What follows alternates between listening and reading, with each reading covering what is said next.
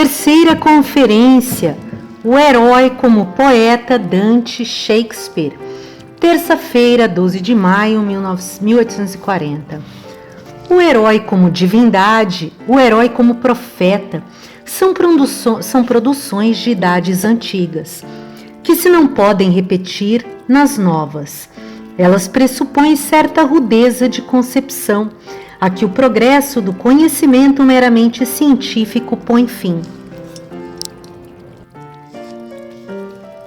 Precisa de haver, por assim dizer, um mundo vazio, ou quase vazio de formas científicas, se os seres humanos, na sua admiração terna, são levados a imaginar um seu semelhante como um Deus ou como um ser que fale com a voz de um Deus. O homem-divindade e o profeta já morreram. Vamos agora ver o herói, no caráter menos ambicioso, mas também menos duvidoso, de poeta. Um caráter que nunca morre. O poeta aqui é uma figura heróica, que pertence a todas as idades, que todas as idades possuem, que uma vez produzido, pois tanto a idade mais nova como mais velhos podem produzir, continuará a ser produzido sempre que a natureza o queira. A natureza envia uma alma de herói. Em qualquer idade é possível que ela seja modelada num poeta. Herói, profeta, poeta. Muitos nomes diferentes em tempos e lugares diferentes. Nós damos aos grandes homens de acordo com as variedades que notamos neles, de acordo com a esfera em que eles agem. Nós podíamos dar muito mais nomes, segundo este mesmo princípio. Observarei, todavia, como um fato não pouco importante pode ser compreendido, que a esfera diferente constitui a grande origem da tal distinção, que o herói pode ser poeta, profeta, rei, rainha, sacerdote ou o que quiserdes, conforme a espécie de trabalho dentro da qual nasceu. Confesso que não tenho ciência de nenhum homem verdadeiramente grande, ser humano verdadeiramente grande, que não pudesse ser todas as espécies de homem, de ser humano. O poeta, que só se pode sentar numa cadeira e compor estâncias, nunca fará uma estância que valha muito. Ele não poderia cantar o guerreiro heróico, a não ser que, pelo menos, ele fosse também um guerreiro heróico. Creio que há nele o político, o pensador, o legislador, o filósofo. Num ou noutro grau, ele podia ter sido isto tudo, ele é isto tudo. E assim também não posso compreender que o Mirabeau, com aquele seu grande coração veemente, com o fogo que tinha dentro de si, com as lágrimas transbordantes que havia nele, não pudesse ter escrito versos, tragédias, poemas e tocado deste modo todos os corações, se o curso de sua vida e sua educação o tivessem orientado em tal sentido. A grande característica fundamental é a de ser um grande ser humano, que o ser humano seja grande. Há palavras de Napoleão que são como batalhas de Austerlitz. Os marechais de Luís XIV são também uma espécie de homens poéticos. As coisas de Turenne são cheias de sagacidade e genialidade, como os ditos de Samuel Johnson. Sem um grande coração, sem uma visão clara e profunda, nenhum ser humano, seja em que ramo de vida for, pode prosperar. Petrarca e Boccaccio executaram missões diplomáticas e, ao que parece, muito bem. É fácil de crer isso, pois haviam feito coisas mais difíceis que estas. Burns, um inspirado escritor de cantos, podia ter sido ainda superior a Mirabeau. Shakespeare, esse, nem se sabe o que ele podia ter sido, no grau supremo. É verdade que também há aptidões naturais. A natureza não faz todos os grandes homens como não faz todos os outros homens no mesmíssimo molde. Sem dúvida que há variedades de aptidão, mas há as infinitamente mais de circunstâncias, e muitíssimas vezes são só as últimas que prevalecem. Mas sucede a mesma coisa com os homens comuns na aprendizagem de profissões. Tomais qualquer homem, ainda com a vaga capacidade de um homem, que podia vir a ser um artista perito, e fazeis dele um ferreiro, um carpinteiro, um pedreiro. Ele fica sendo então daí em diante isso e nada mais. E se como Addison se queixa, vós vedes algumas vezes que carregador de pernas magras, ajoujado sob o seu fardo, e perto dele um alfaiate com o arcabouço de um Sansão, manuseando um bocado de pano e uma pequena agulha. Não se pode considerar que nesses casos se tenha tomado também em conta as aptidões naturais. O grande homem, porém, de quem deverá ser aprendiz? Dado o vosso herói, terá ele de vir a ser conquistador, rei, filósofo, poeta? Haverá uma relação inexplicavelmente complexa e controversa entre o mundo e ele. Ele lerá o mundo e as suas leis. O mundo com as suas leis estará ali para ser lido. O que o mundo sobre este assunto permitir e mandar é, como nós dissemos, o mais importante fato respeitante ao mundo. E aqui tem uma imagem de Dante Alighieri. O poeta e profeta diferem grandemente segundo as modernas concepções estreitas que temos deles. Em algumas línguas antigas, porém, os títulos são sinônimos. Vat significa tanto profeta como poeta, e na verdade em todos os tempos profeta e poeta, bem compreendidos, têm muita semelhança de sentido. Fundamentalmente, sem dúvida, eles são sempre mesmo, especialmente neste ponto muito importante, que ambos eles penetram no sagrado mistério do universo, naquilo a que Goethe chama o segredo aberto. Qual é o grande segredo? Pergunta 1. O segredo aberto. Aberto para todos, visto por quase ninguém. Esse divino mistério que jaz por toda parte em todos os seres, a ideia divina do mundo, aquela que jaz no fundo da aparência, como Fichte lhe chama, de qual toda a aparência, desde o céu estrelado até a erva do campo, mas especialmente a aparência do ser humano e da sua obra, é apenas a vestidura, a incorporação que a torna visível. O divino mistério é em todos os tempos e em todos os lugares, verdadeiramente é. Na maior parte dos tempos e lugares, é grandemente passado em claro.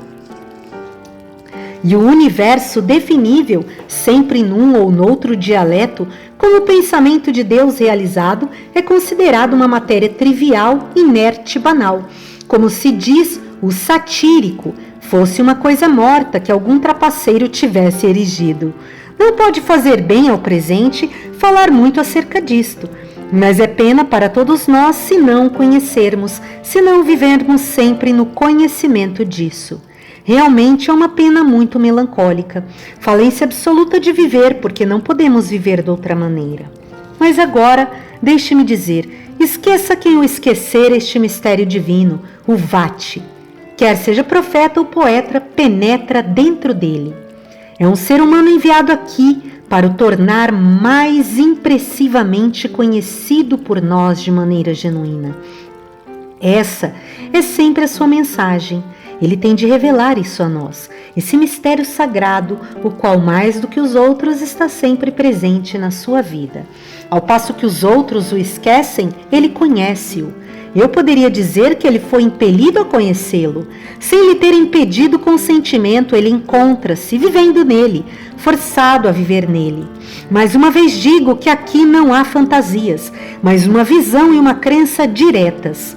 Este ser humano não podia evitar de ser um ser humano sincero.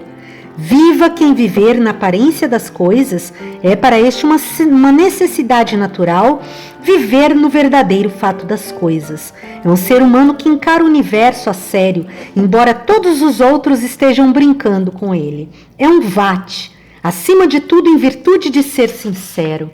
E nesta conformidade, poeta e profeta, participantes no segredo aberto, são uma e a mesma coisa. E exemplifiquemos a sua distinção. O Vate, profeta, podemos dizê-lo, compreendeu este sagrado mistério pelo lado moral, como o bem e o mal, o dever e a proibição. o vate-poeta por aquilo a que os alemães chamam o lado estético, como belo e categorias semelhantes. A um podemos chamar-lhe um revelador do que devemos fazer, a outro do que devemos amar. Mas, na verdade, essas duas circunstâncias confundem-se uma na outra, não podem ser separadas.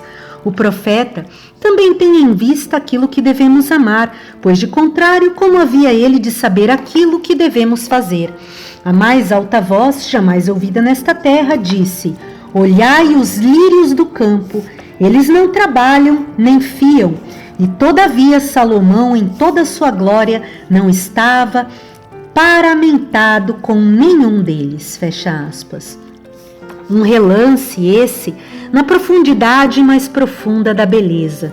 Os lírios do campo, revestidos mais requintadamente que os príncipes da terra, brotando ali no humilde sulco do campo, um olho belo mirando-vos do grande oculto mar da beleza. Como poderia a rude terra fazer isto, escabrosa como ela parece e é, se a sua essência não fosse intimamente a beleza? Neste ponto de vista, pode ter certa significação um dito de que Goethe que tem confundido alguns homens. Um dito de Goethe que tem confundido alguns homens. O belo, diz ele, é superior ao bom.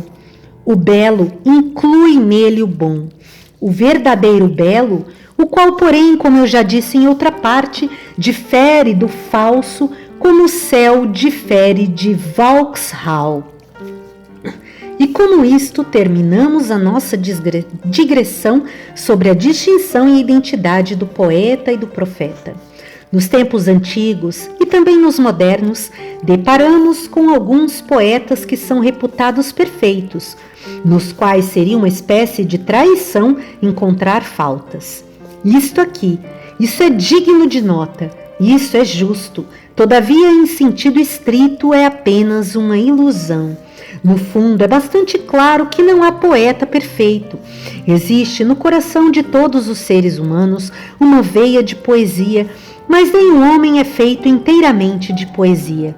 Todos nós somos poetas quando lemos um poema bem.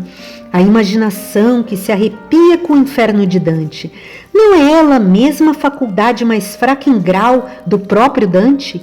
Ninguém pode, senão Shakespeare, extrair do Saxo Grammaticus a lenda do Hamlet e dar-lhe corpo como Shakespeare fez, mas toda a gente modela com ela alguma espécie de história.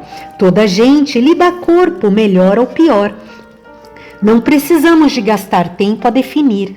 Onde não existe diferença específica, como entre redondo e quadrado, toda definição deve ser mais ou menos arbitrária. Um homem, um ser humano no qual se desenvolveu tanto do elemento poético de modo a torná-lo notável, será chamado poeta por todos, poeta pelos seus vizinhos.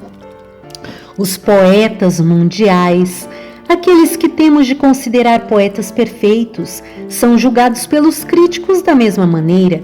Aquele que se ergue bastante acima do nível geral dos poetas parecerá a tais críticos um poeta universal, como deve parecer.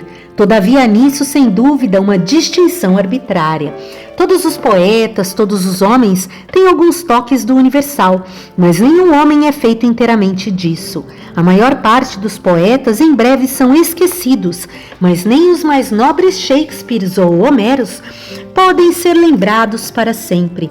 Um dia chega em que também o não são. Não obstante, vós direis que precisa de haver uma diferença entre a verdadeira poesia e o verdadeiro discurso não poético. Qual é? Qual é a diferença? Sobre este ponto, muitas coisas têm sido escritas, especialmente pelos últimos críticos alemães, algumas das quais não são à primeira vista muito inteligíveis. Dizem eles, por exemplo, que um poeta tem uma infinitude nele.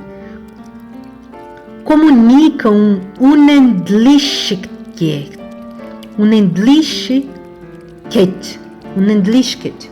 um certo caráter de infinitude a tudo que delineia. Isto, apesar de não ser muito preciso, tratando-se do assunto tão vago, vale a pena fixar na memória.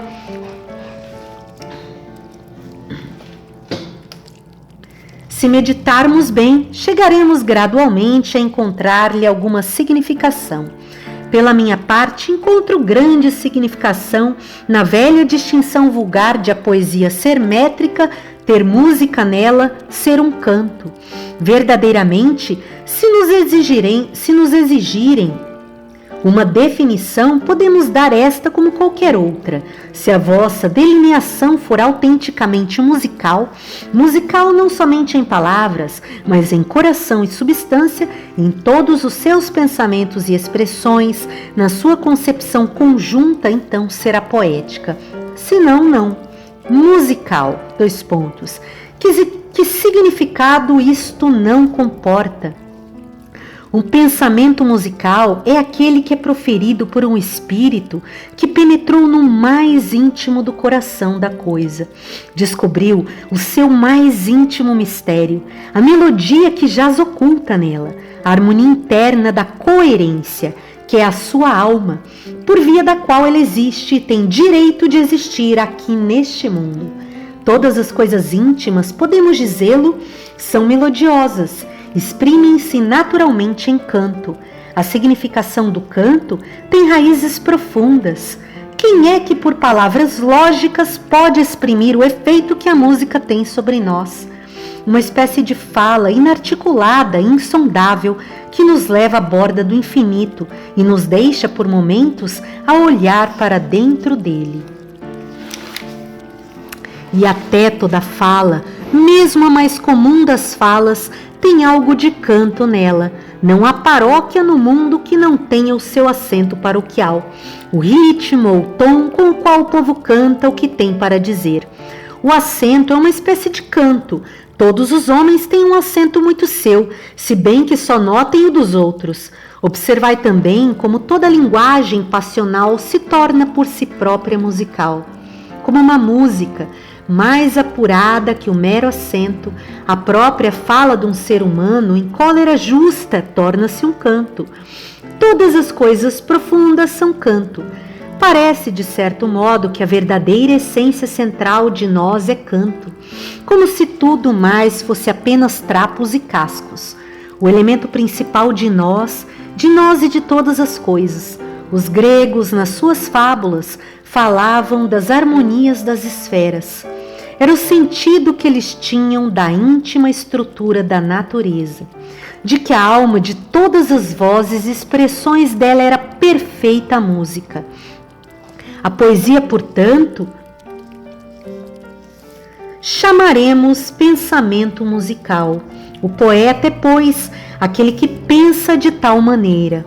No fundo, a questão gira sempre sobre o poder do intelecto. É a sinceridade, a profundidade da visão de um ser humano o que faz dele um poeta. Vede com bastante profundeza e vereis musicalmente. O coração da natureza é em toda parte música. O problema consiste em chegar até ele. O Vate, poeta, com o seu melodioso apocalipse da natureza, parece ocupar posição humilde entre nós, em comparação com o Vate profeta. A sua função e a estima que temos por ele devido à sua função são igualmente inferiores. O herói tomado como divindade, o herói tomado como profeta e depois a seguir o herói tomado apenas como poeta.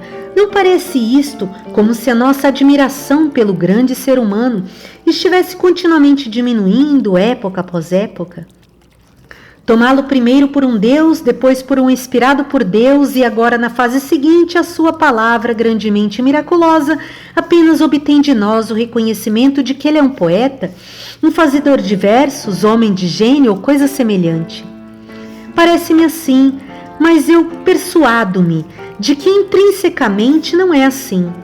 Se considerarmos bem, talvez vejamos que no ser humano ainda existe a mesma admiração inteiramente peculiar pelo dom heróico, ou outro qualquer nome que lhe chamem, que tenha existido em qualquer época. Devo dizer que se não considerarmos agora um grande ser humano literalmente divino, é porque as nossas ideias de Deus, da suprema e inatingível fonte de esplendor, sabedoria e heroísmo, estão subindo cada vez mais altas. Não de modo nenhum, porque a nossa reverência por essas qualidades manifestadas nos nossos semelhantes esteja descendo. Isso é digno de se ponderar. O diletantismo séptico, a maldição desta época, maldição que não durará sempre, realiza com efeito, neste mais alto domínio das coisas humanas, como em todos os domínios, um trabalho muito triste, e a nossa reverência por grandes homens, inteiramente estropiada, cega, paralítica, como fica em pobre estado, quase irreconhecível. Os homens adoram as aparências de grandes homens. A maior parte deles não creem que haja realmente grandes homens que mereçam adoração. É a fé mais triste e mais fatal. Crendo nela, a gente desesperaria literalmente das coisas humanas. Não obstante, olhai, por exemplo, para Napoleão, um tenente de artilharia corso. Isto é a aparência dele. Todavia, não é ele obedecido, adorado, como todos os potentados da tirania e da diadema juntos não o podem ser? Nobilíssimas duquesas e criados de estalagem reúnem-se em volta do rústico escocês. Burns, um estranho sentimento se apossa de cada um deles de que nunca ouviram um homem como este, de que afinal este é que é o homem. No coração secreto desta gente ainda transparece vagamente a ideia, numa revelação que ao presente se não pode exprimir de modo crível, de modo que este rústico, com as suas sobrancelhas negras e seus olhos coruscantes e suas palavras estranhas que provocam risos e lágrimas, é de uma categoria muito para além de todas as outras e incomensurável com todas as outras. Não sentimos nós assim? Mas agora, se o diletantismo, o cepticismo e a trivialidade e toda essa triste progenie fossem expulsos do nosso meio, como pela misericórdia de Deus, o serão um dia, se a fé nas aparências das coisas fosse inteiramente varrida e substituída por uma fé clara nas coisas, de modo a que um homem procede apenas sob o impulso desta fé e considerasse a outra como não existente. Então o sentimento para com este Burns seria um novo sentimento mais vivo e mais intenso. Mas mesmo nestas idades, tais como são, não temos nós, dois meros poetas que se estão deificados. Podemos todavia dizer que estão beatificados? Shakespeare e Dante são santos da poesia. Realmente, se pensarmos bem, canonizados, de modo que é impiedade impugná-los. O instinto do mundo, embora sem guia, operando através desses impedimentos perversos, chegou a tal resultado. Dante e Shakespeare são um duo peculiar. Eles demoram à parte numa espécie de solidão real. Não há ninguém igual, nem que se aproxime deles. No sentimento geral do mundo, estes dois são investidos de certo transcendentalismo, de uma glória como de completa perfeição. Estão canonizados apesar de nenhum papa nem cardeais terem interferido nisto. Tal é ainda a despeito de todas as influências perversas. Nos tempos mais não heróicos, a nossa indestrutível referência pelo heroísmo. Vamos discorrer um pouco sobre estes dois, o poeta Dante e o poeta Shakespeare. O pouco que nós é permitido dizer do herói como poeta será de conformidade com os conceitos que já formulamos. Muitos volumes têm sido escritos à guisa de comentários sobre Dante e seu livro, todavia em suma com não grande resultado. A sua biografia está, por assim dizer, irrecuperavelmente perdida para nós. Sendo o homem não importante, errante, cheio de desgostos, pouca nota se tomou dele enquanto existiu, e a maior parte disso desapareceu no longo espaço decorrido até agora. Faz 5 séculos que ele cessou de escrever e de viver aqui. Apesar de todos os comentários, o livro é a coisa principal que dele conhecemos. O livro. E podíamos acrescentar este retrato geralmente atribuído a Giotto, o qual, ao olharmos para ele, não podemos deixar de considerar genuíno, fosse quem fosse que o fizesse. Para mim, é um rosto muito patético, talvez de todos os rostos que conheço mais patético. Ali, solitário, pintado como que no vácuo, com um simples louro a envolver-lhe a testa, com a dor e a tristeza que não morrem, com a convicta vitória que também não morre, a significar-nos toda a história de Dante. Creio que é um rosto mais triste que jamais foi pintado da realidade, um rosto inteiramente trágico que impressiona o coração. Há nele como sua fundação a brandura, a ternura, a afeição gentil como de uma criança, mas tudo isso como se congelado em contradição viva, em abnegação, isolamento, dor orgulhosa e desesperança. Uma alma branda e etérea, parecendo tão severa, implacável, cortante, como se tivesse saído de uma prisão de gelo. A sua dor, porém, é silenciosa, silenciosa, a escarninha. O lábio é contraído numa espécie de desdém olímpico da coisa que lhe dá roendo o coração. Como se ela fosse uma coisa mesquinha e insignificante, como se aquele poder que ela tinha de torturar e estrangular fosse maior que ela. O rosto é de quem protesta intensamente e se empenha numa batalha sem quartel contra o mundo, que dura uma vida inteira. A afeição, toda convertida em indignação, uma indignação implacável, lenta, uniforme, silente, como a de um deus, com D minúsculo. Os olhos esses têm um quê de surpresa, de interrogação, como se estivessem a perguntar: por que é o mundo assim?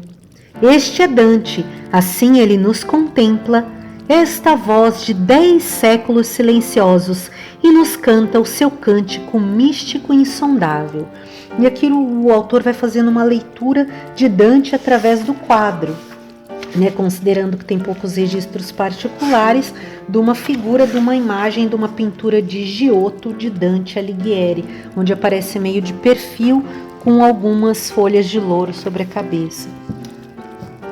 O pouco que conhecemos da vida de Dante corresponde com bastante exatidão a este retrato e a este livro. Nasceu em Florença, na classe social superior, no ano de 1265. A sua educação foi a melhor então praticada. Muita teologia escolástica, lógica aristotélica, alguns clássicos latinos, não pequena compenetração em certos ramos do conhecimento. E Dante, com a sua natureza séria e inteligente, não o duvidamos, aprendeu melhor do que os outros tudo o que se podia aprender. Possui uma compreensão clara e cultivada e de grande sutileza. Este melhor fruto de educação proveio-lhe da escolástica aqui. Conhece com precisão e justeza o que demora perto dele, mas em tal época, sem livros impressos ou intercurso livres, ele não podia conhecer bem o que estava distante, a pequena luz clara, muito luminosa para o que está perto, difunde-se em estranho charoscuro quando incide sobre o que está distante. Aqui ele faz uma analogia a um estilo que era muito usado por alguns pintores, o charoscuro, que tem a ver com um contraste muito grande, entre claro e escuro, passando ali sutilmente da contrastação. Isso foi o que Dante aprendeu nas escolas. Durante a vida, seguiu os destinos usuais. Esteve 2 vezes em campanha como soldado ao serviço do Estado florentino, tomou parte em embaixadas e, aos 35 anos, pelo talento e serviço prestados, chegou a ser um dos primeiros magistrados de Florença. Havia encontrado na sua infância certa Beatriz Portinari, linda rapariguinha de sua classe e da sua idade, crescendo daí em diante a vê-la de vez em quando e em comunicação tanto distante. Nota 1. Opiniões autorizadas dizem que Dante, depois do primeiro encontro com Beatriz aos 9 anos, só a viu 1 ou 2 vezes mais e que provavelmente ela pouco sabia dele, mas que apesar disso a amou fervorosamente, não há dúvida. Fim da nota. Todos os leitores conhecem a bela e afetuosa narração que ele fez disto e de sua separação, do seu casamento com outro e da sua morte logo depois. Ela é a figura de destaque no poema de Dante e parece ter exercido grande influência na sua vida. De todos os seres, parece como se ela, embora afastada dele e mais afastada por fim na obscura eternidade, fosse o único que ele tivesse amado com toda a força de sua afeição. Ela morreu, o próprio Dante casou, mas parece que não foi feliz, longe disso.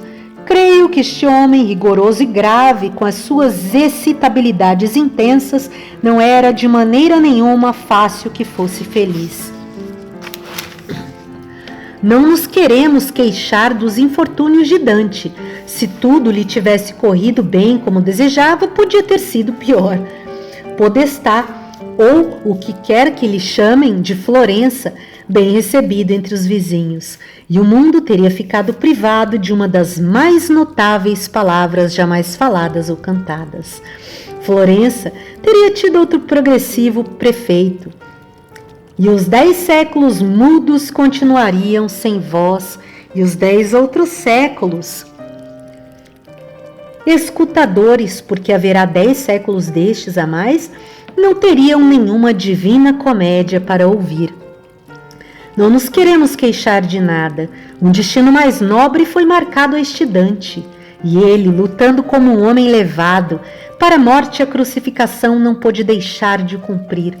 Não lhe podiam dar o seu futuro à escolha.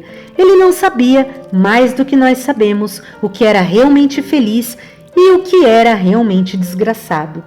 Durante a magistratura de Dante, a luta dos guelfos com os gibelinos, dos Bianti com os Neri e outras perturbações confusas subiram a tal altura que Dante, cujo partido parecia até então mais forte, foi com seus amigos arremessado inesperadamente para o exílio, condenado daí em diante a uma vida errante e inafortunada.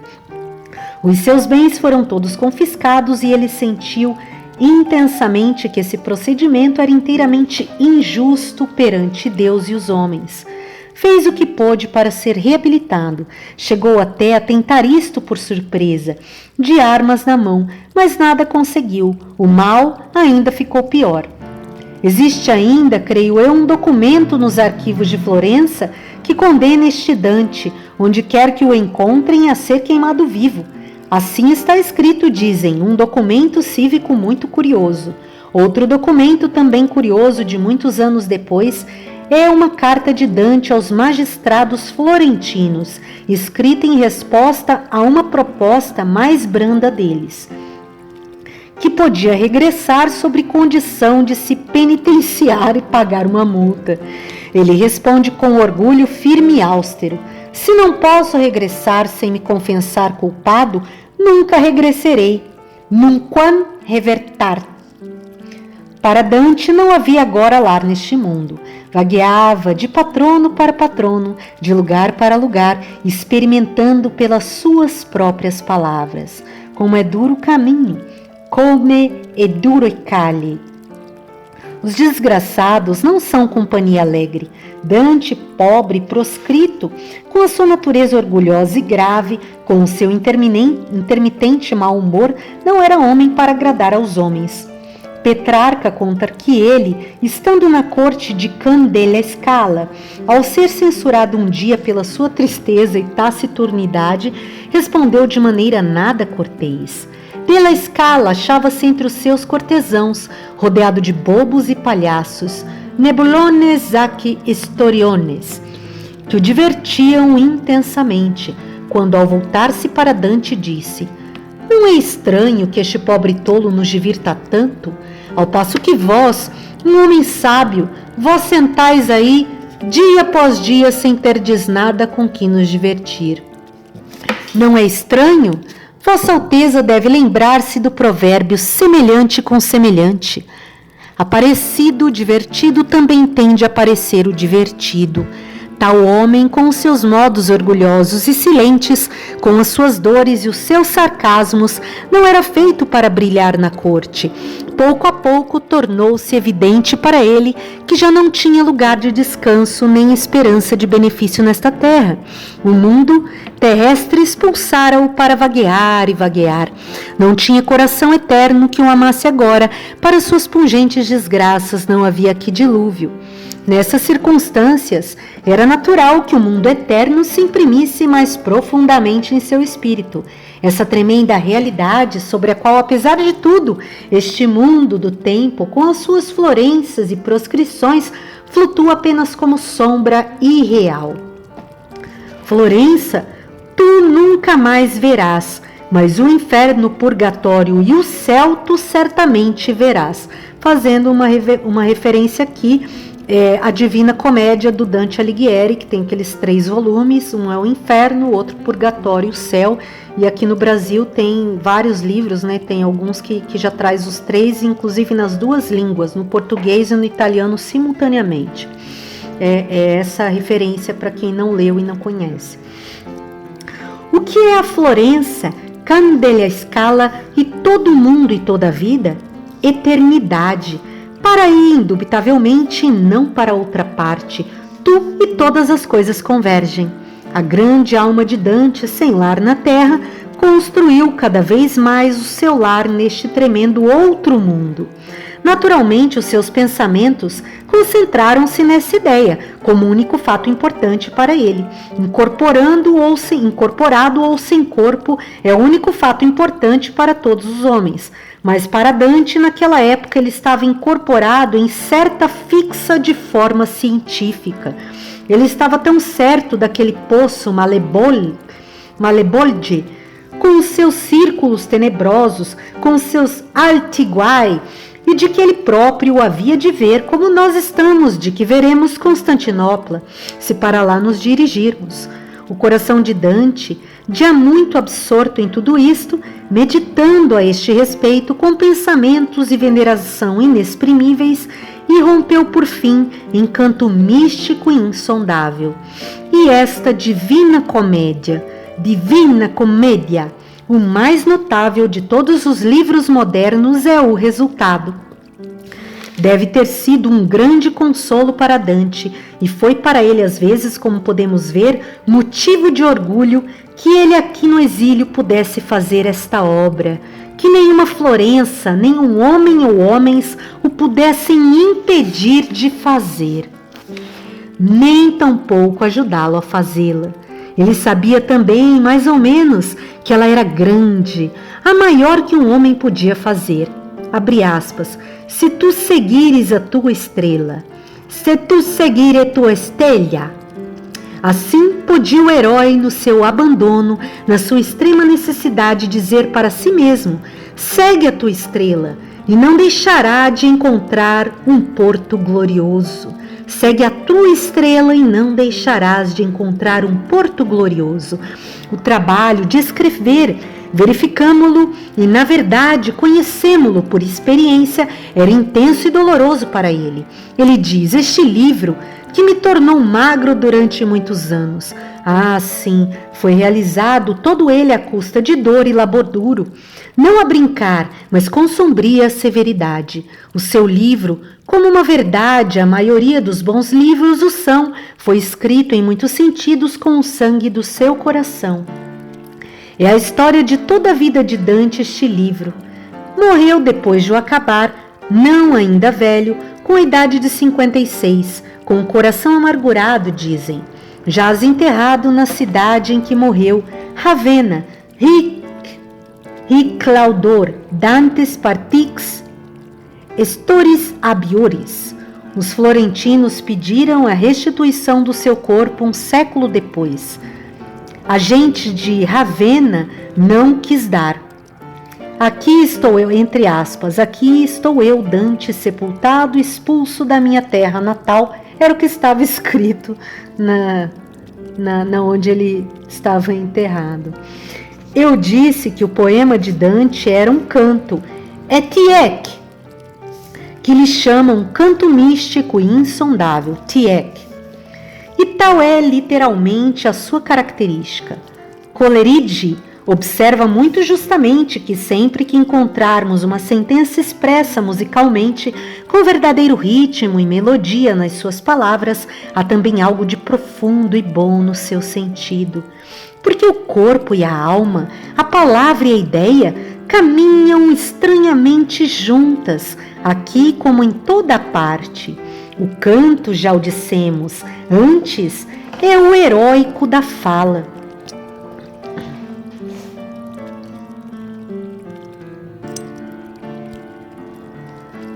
Todos os antigos poemas, os de Homero e os outros, são autenticamente cantos.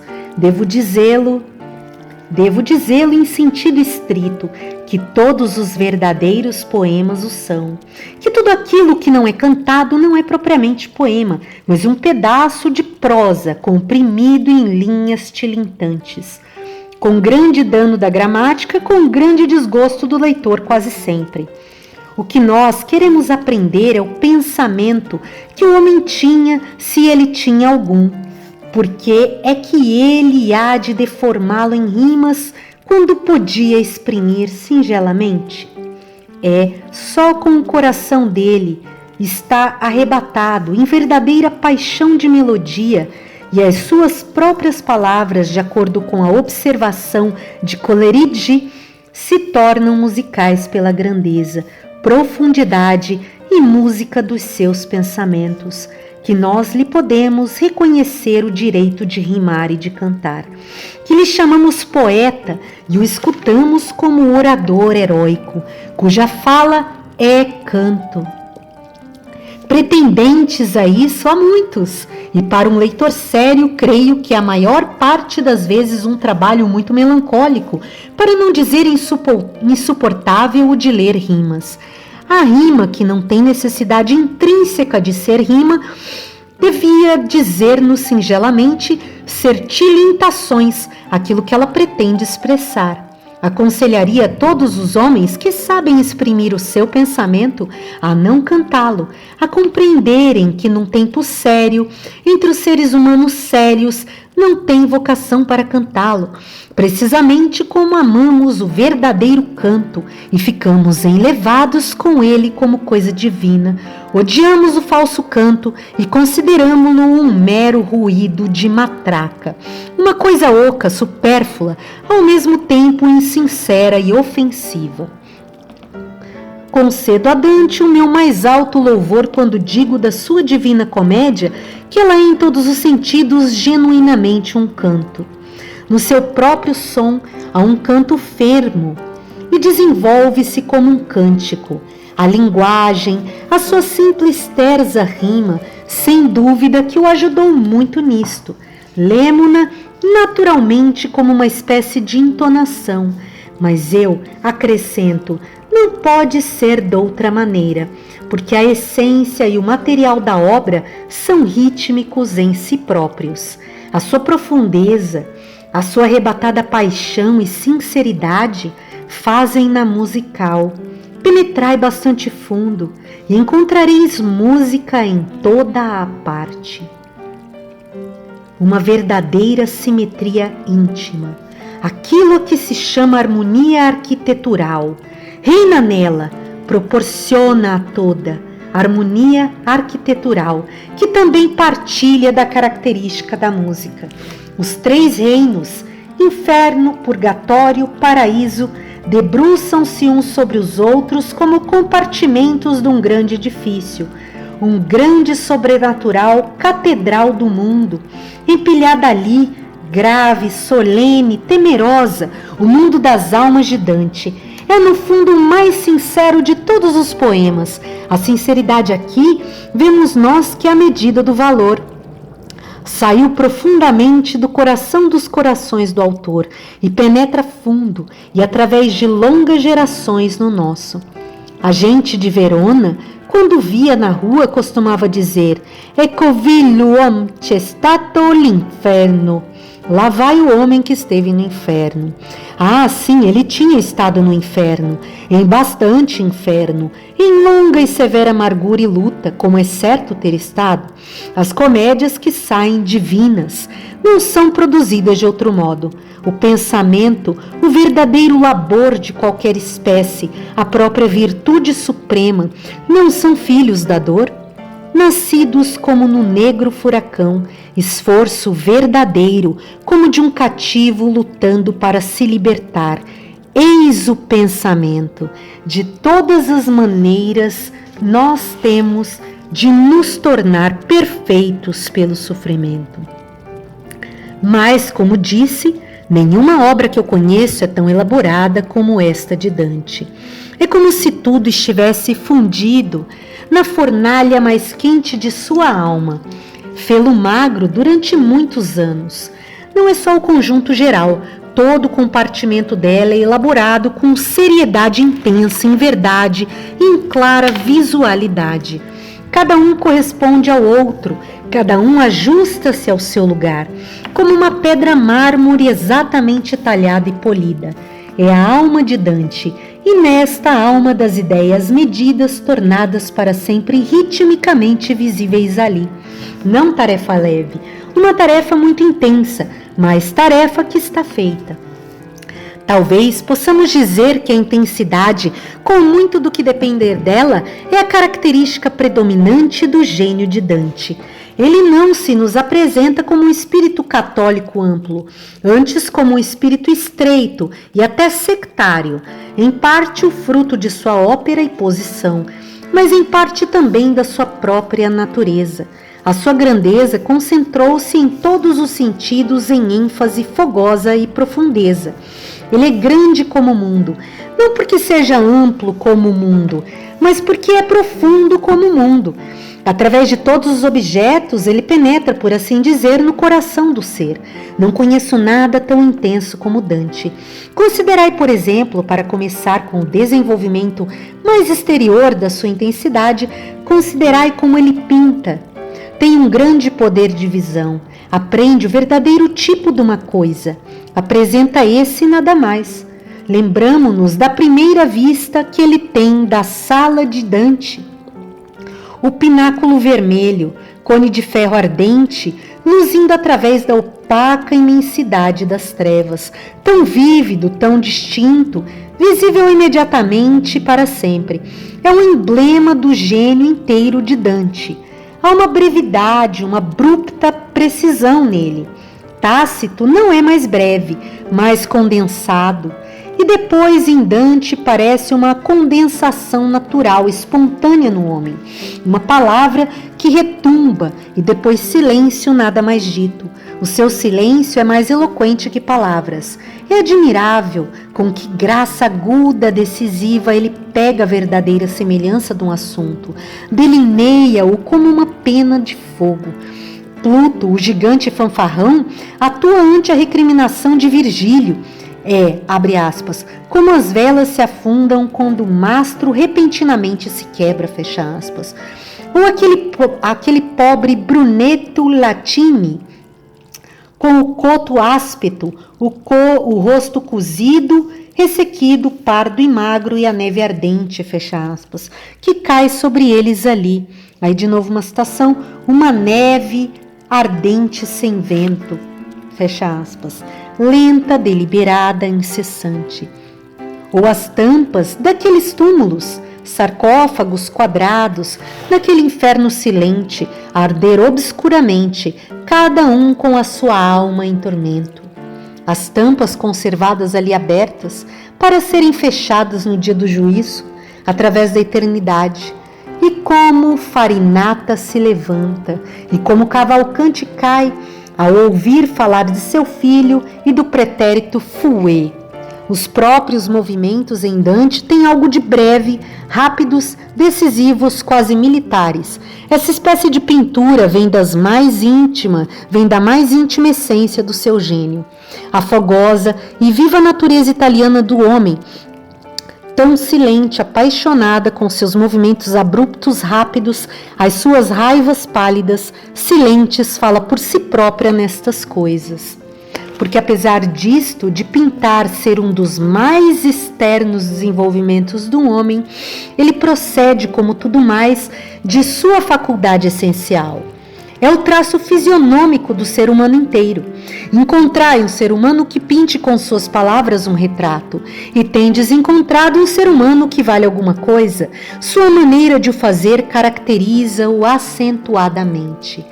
Em primeiro lugar, ele não podia, de modo algum, ter discernido o objeto ou visto o tipo vital dele, sem que tivesse, por assim dizer, simpatizado com o objeto, sem que tivesse simpatia nele para conceder aos objetos. Ele devia também ter sido sincero acerca dele, sincero e simpatizante. Um ser humano sem valor não vos pode retratar nenhum objeto. Sua percepção de todos os objetos é vaga, falaz e trivial. De fato, não podemos nós dizer que o intelecto se exprime inteiramente neste poder de discernir o que um objeto é. Toda e qualquer faculdade que possa ter um espírito de um ser humano transparece aqui. O ser humano dotado é aquele que vê o ponto essencial e põe todo o resto de parte como refúgio. É também faculdade sua que ele discerne a verdadeira figura, não falsa e superficial, da coisa sobre a qual ele tem de trabalhar. E quanto de moralidade há na qualidade de visão que fizemos incidir sobre qualquer coisa. O olho, vendo em todas as coisas o que lhe trouxe a sua faculdade de ver. Para o olho vulgar, todas as coisas são triviais, como certamente para o ictérico, tudo parece amarelo. Rafael, dizem nos pintores, é o melhor dos retratistas. É a visão mais bela, mais bem dotada para extrair a significação de qualquer objeto. Todavia, no rosto humano, mais banal, há mais do que Rafael poderá extrair. A pintura de Dante não é somente gráfica, breve, verdadeira, e de uma vivacidade como a do fogo em noite escura, tomada em mais larga escala. É de todas as maneiras nobres e o fruto de uma grande alma. Francesca e o seu amante, que qualidades isso não revela?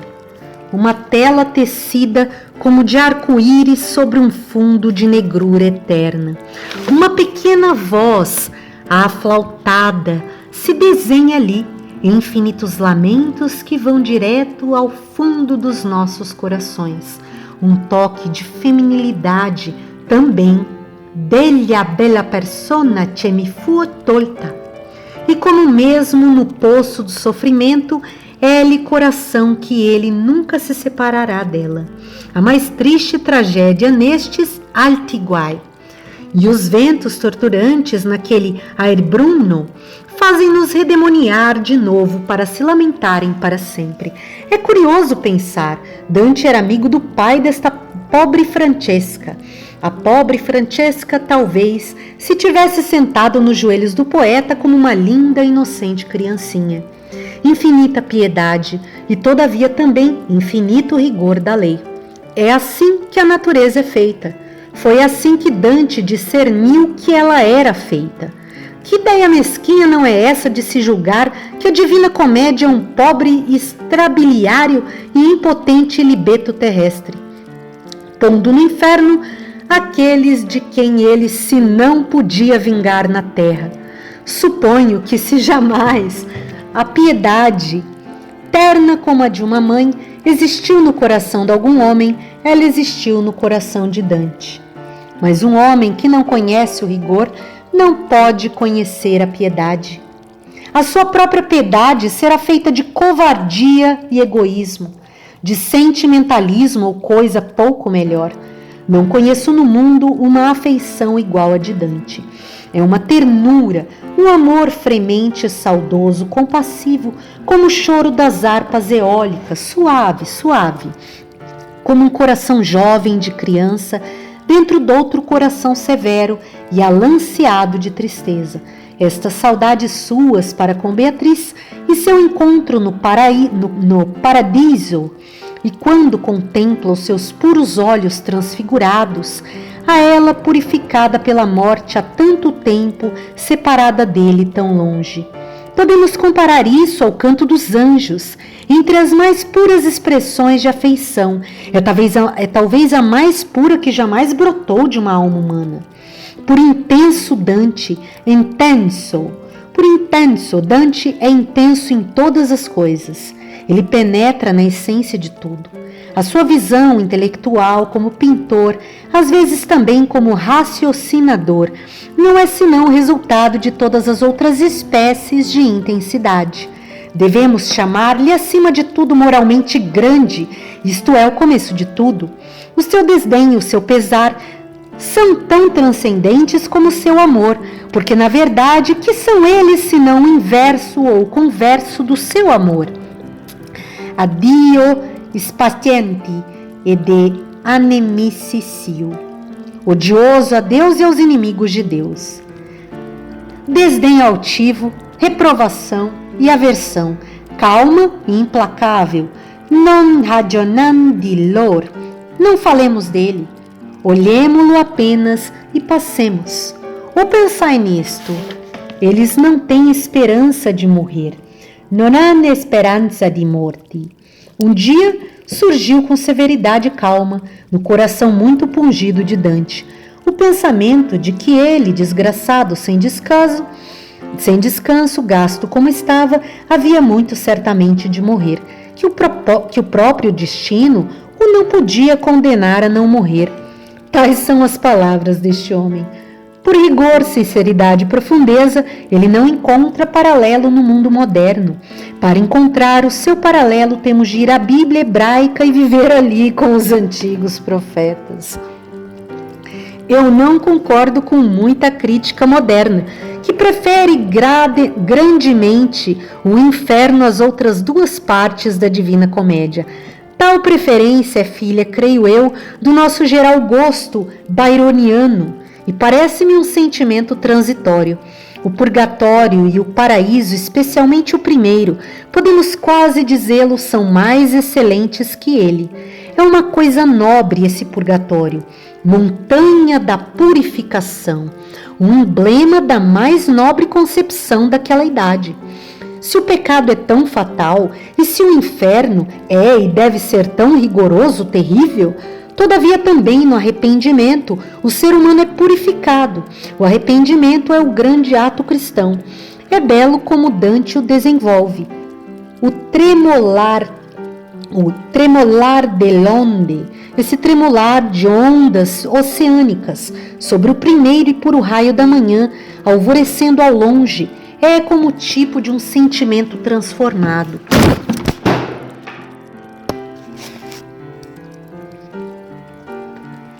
A esperança alvoreceu agora, esperança que nunca morre, embora ainda acompanhada de alguma tristeza. A sombria morada dos demônios e dos reprobos é agorada. Separado está escrito. Um suave suspiro de penitência sobe cada vez mais alto até o próprio trono da misericórdia. Abre aspas. Orai por mim, fecha aspas, lhe dizem todos os habitantes daquele monte de dor. Abre aspas. Dizei a minha Giovanna que ore por mim, fecha aspas. Minha filha Giovanna, creio que sua mãe já não me ama, fecha aspas. Sobem penosamente aquela ladeira sinuosa, alguns deles, curvados como as cariátides num edifício, como que esmagados pelo pecado do orgulho. Não obstante, depois de anos, de idades e de eões, eles alcançarão o cume, que é a porta do céu, e por misericórdia serão admitidos dentro. E também a alegria de todos, quando um deles a alcançou, toda a montanha estremece de alegria e eleva-se um salmo de louvor, quando uma alma completou o arrependimento e deixou para trás a sua desgraça e o seu pecado. Chama tudo isto uma incorporação nobre de um pensamento verdadeiramente nobre. Mas, de fato, Os 3 compartimentos suportam-se mutuamente uns aos outros, são indispensáveis uns aos outros. O paraíso, para mim, uma espécie de música inarticulada, completa o inferno. O inferno sem ele não seria verdadeiro. Todos os 3 constituem o verdadeiro mundo invisível, como é figurado no cristianismo das Idades Médias, uma coisa para sempre memorável, para sempre verdadeira na sua essência para todos os homens. Nunca talvez a alma humana o delineasse com tanta profundeza de veracidade como Dante nesta sua obra. Um homem enviado para o cantar, para o conservar memorável por longo tempo. É digno de se notar com que breve e memorável por longo tempo. É digno de se notar com que breve simplicidade ele passa da realidade de todos os dias para a realidade invisível. E na segunda ou na terceira instância, nós encontramos-nos no mundo dos espíritos, e ali nos detemos como entre coisas palpáveis e indubitáveis.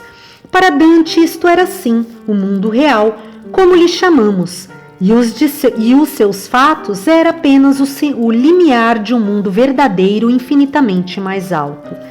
No fundo, não era tão preternatural como o outro. Não tem cada ser humano uma alma? Não somente será um espírito, mas já o é. Para o sincero Dante é tudo o mesmo fato visível. Ele crê nele, vê-o, é o poeta dele em virtude disso. A sinceridade torna a dizê-lo é o mérito supremo agora como sempre.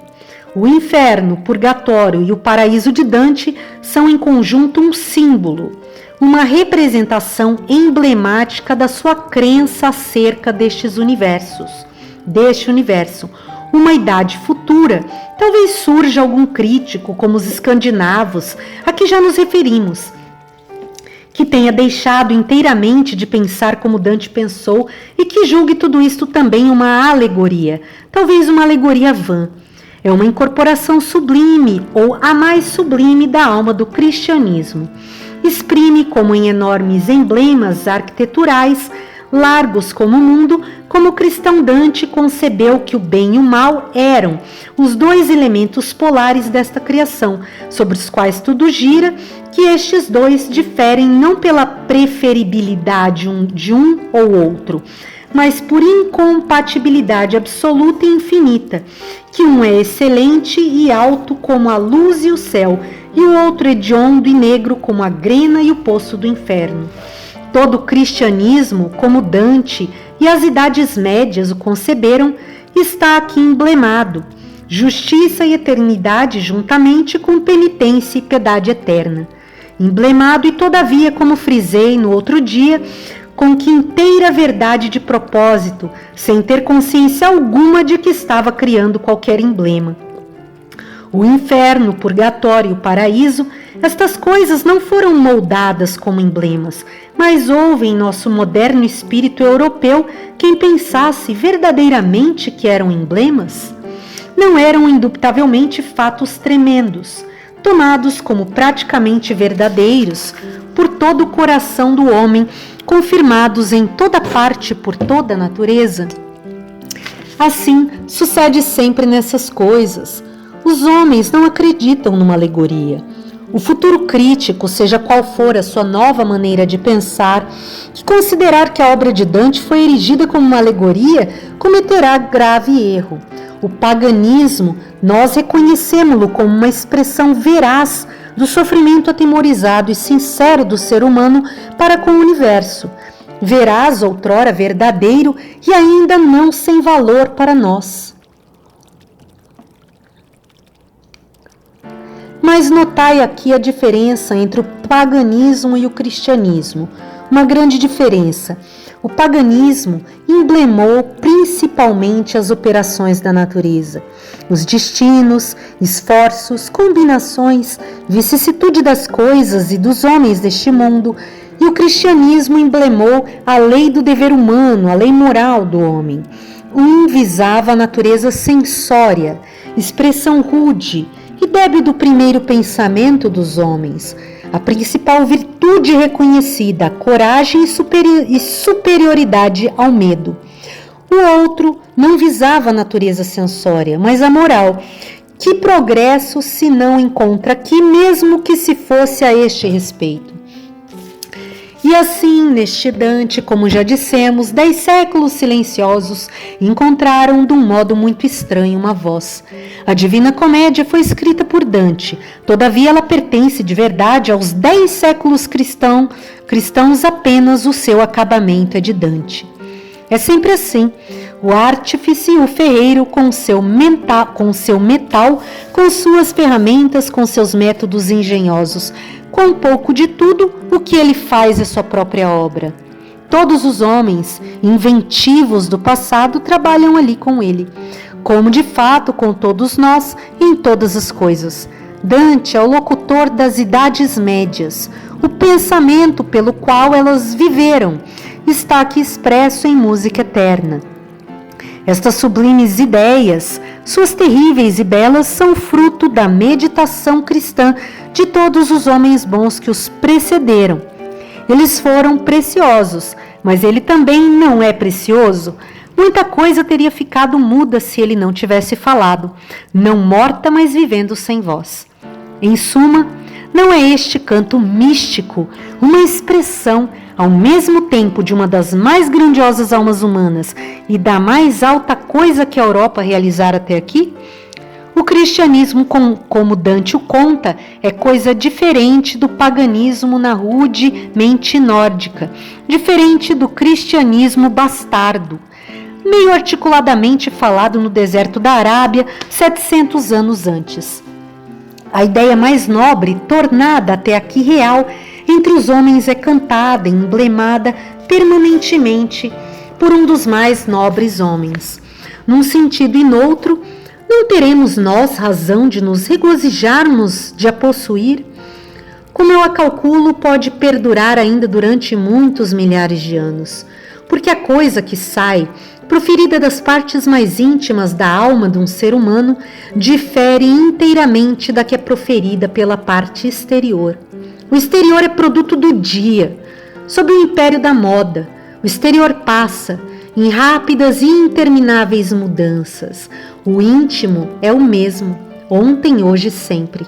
As almas verdadeiras, em todas as gerações do mundo, que observam este Dante, encontrarão nele um irmão, a profunda sinceridade dos seus pensamentos, das suas angústias e das suas esperanças. Evocarão nessas almas a sua própria sinceridade. Elas sentirão-se irmanadas com este Dante. Napoleão e Santa Helena encanta-se com a veracidade genial de Homero. Os antigos profetas hebreus, sob uma vestimenta muito diversa da nossa, ainda falam ao coração de todos os homens, porque falam do fundo do coração do ser humano. É o único segredo de continuarem memoráveis por muito tempo. Dante, pela sua profunda sinceridade, é também como os profetas antigos. As suas palavras, como as dele, saem do seu próprio coração.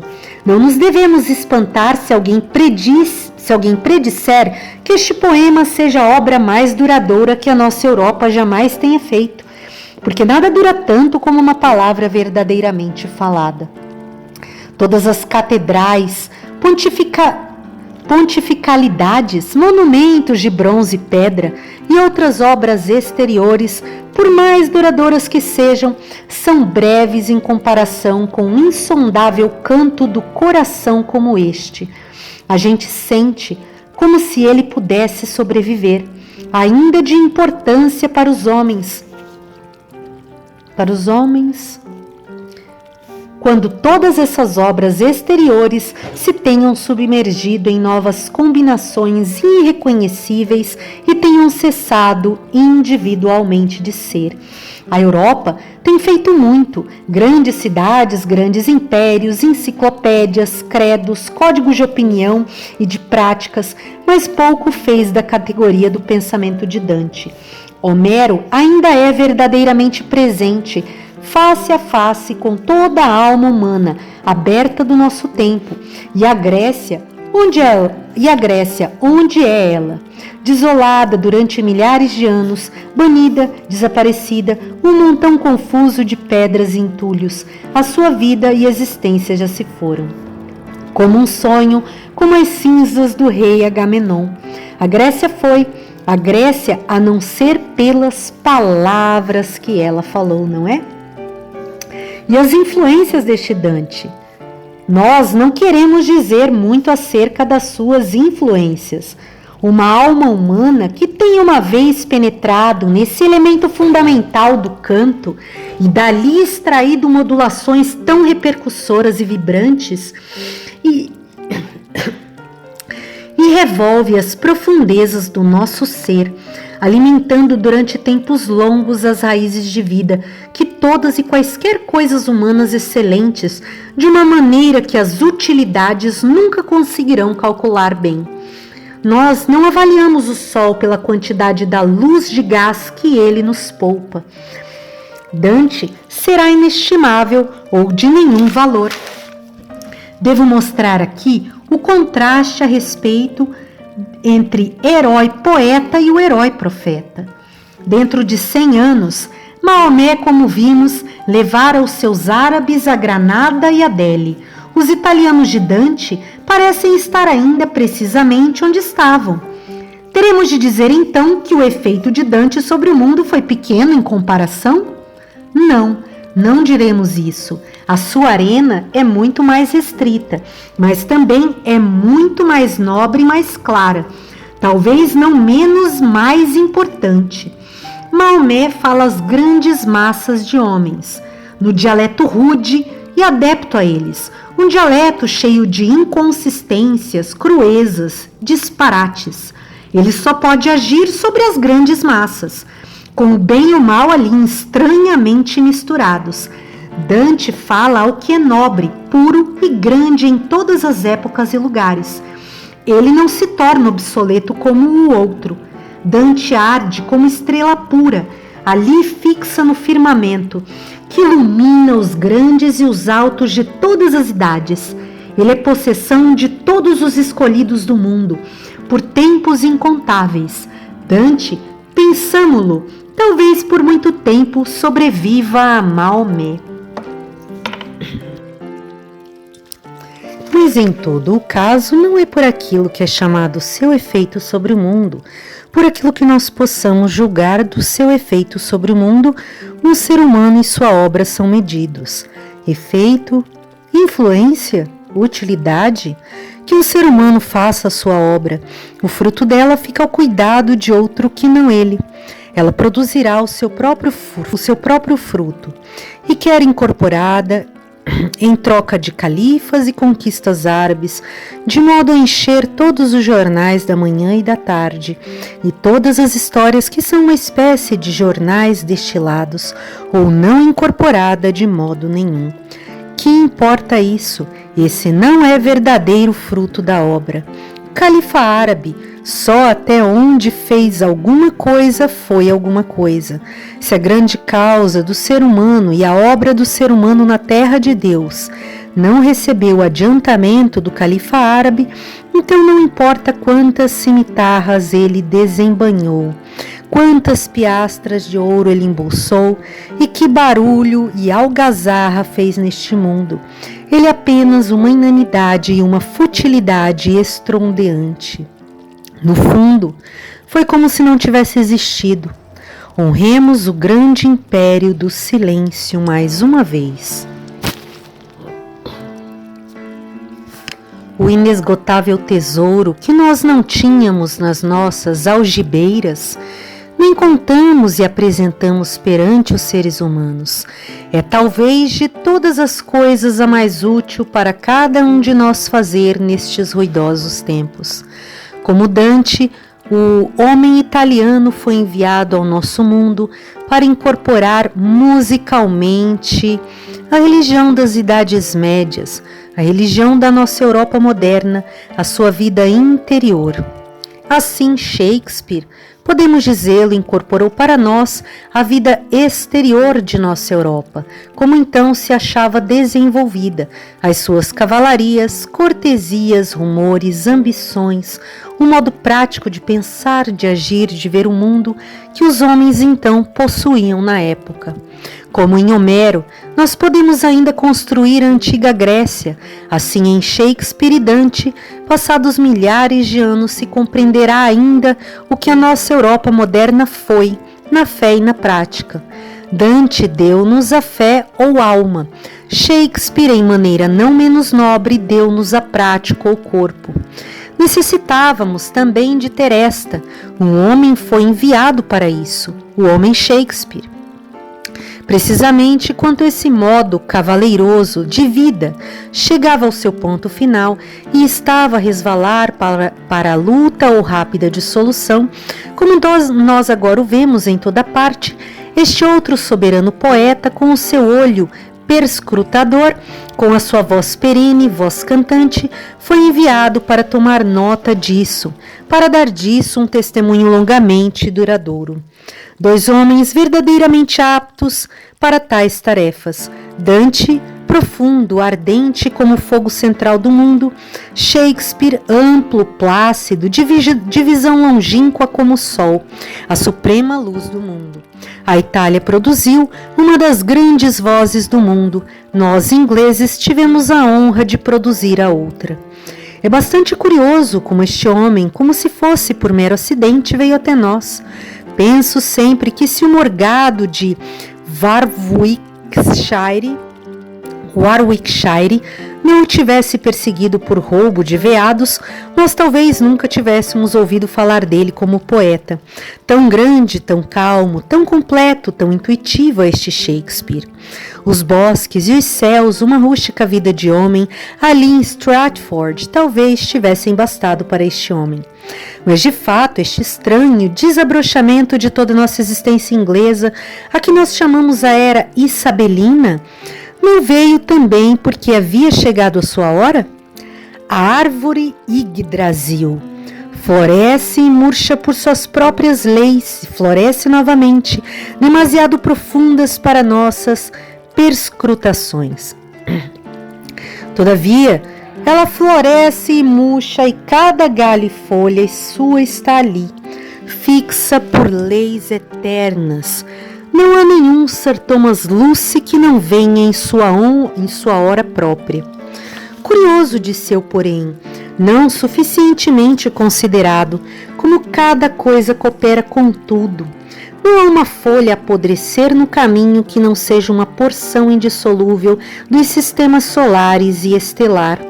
Não há pensamento, palavra ou ato que não tenha brotado globalmente de todos os seres humanos e que não atue mais cedo ou mais tarde, reconhecido ou irreconhecidamente sobre todos os seres humanos. A árvore é um todo, circulação de seiva e influências, mútua comunicação de cada uma das suas mínimas folhas com o mais profundo pé de raiz e com as partes maiores e menores do conjunto.